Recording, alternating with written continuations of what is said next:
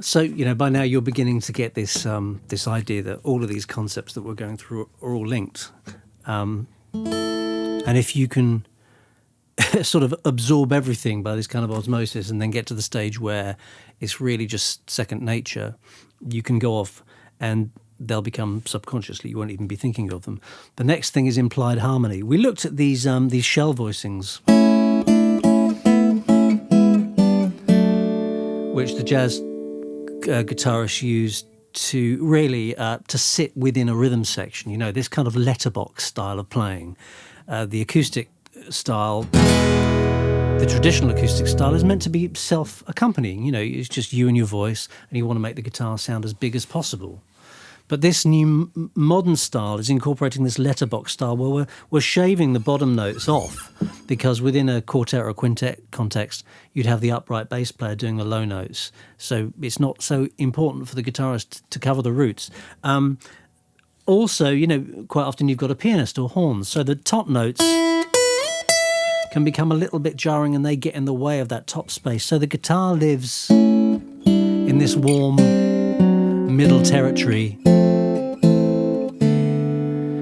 But when I'm singing, that middle territory is lovely, And then when the vocals are out, or when you're accompanying a vocalist and she or he stops singing, then by all means, reintroduce all of that high stuff. But when they're in again, bring it in. And then when you've got a bass player, just... So, let's start off with rock as an example. The power chord. The root 5, that's the simplest form of implied harmony. And when I say implied, 2 notes that are giving you enough information that the ear fills in. This sort of psychoacoustic thing of people know what you're playing, playing an A chord.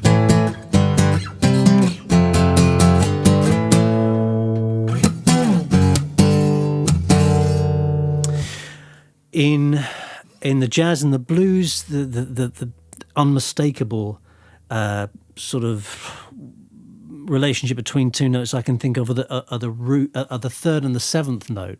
The third and the seventh notes are 2 really important notes. The third, as I mentioned before, let's take an E for example. Here's the G sharp. That's telling you that chord is a major chord. Now, if I add the seventh to that, the D, and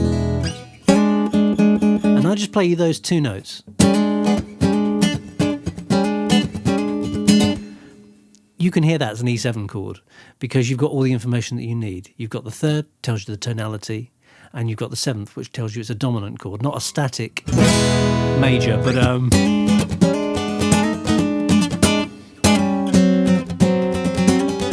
D7. Okay, so James Taylor Raised Up Family. He's going from the kind of really nice sort of third to the seventh. That's kind of implying E7 to then what eventually becomes in the record, I think, a B minor 7. So he's going between that and that.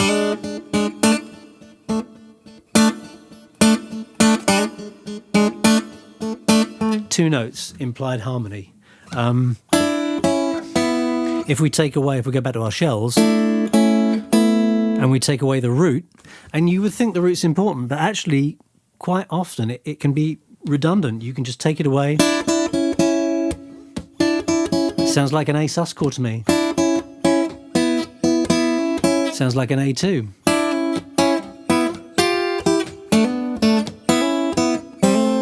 Just with 2 chords. Steve Cropper, the great American Motown player, so young when he did all of that stuff, but that sort of, those fourths, you got an A chord there, yeah. He used to do a lot of that, didn't he?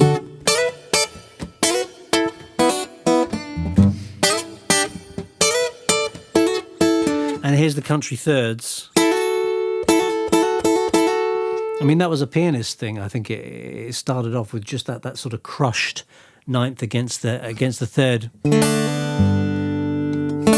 can almost hear the laptop still, can't you?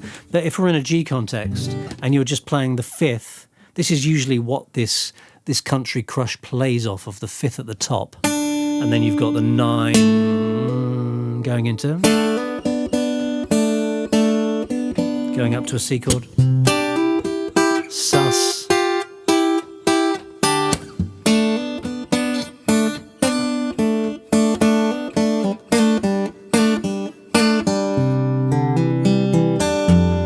And then we're going off into our, see, incorporating all of that stuff that we're learning.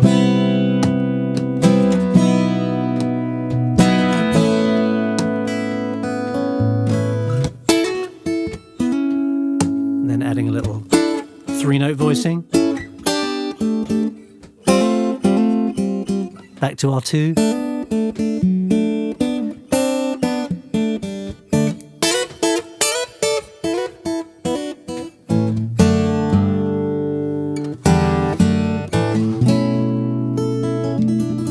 There's our 11th with our nice going into a C, and then our 1 note samba feel.